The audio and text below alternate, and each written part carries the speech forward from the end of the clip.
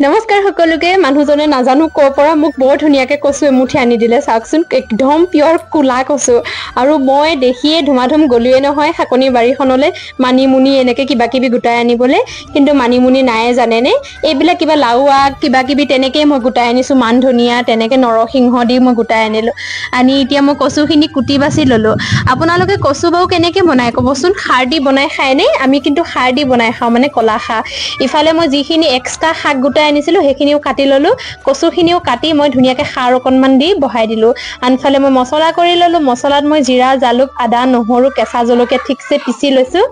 আনফালে মাছখিনিও মই ফ্ৰাই কৰি লৈছোঁ ইফালে দেখিছেনে মই যে কচুখিনিত কিন্তু অকণমান মাটিমাহ দিছোঁ আপোনালোকে মাটিমাহ দি খাই চাবচোন ইমান বেছি ধুনীয়া লাগে আনফালে কচু মোৰ সিজি গ'ল আকৌ ইফালে মই একেখিনি মাছ ভজা তেলখিনিতে মই পাঁচফোৰণ আৰু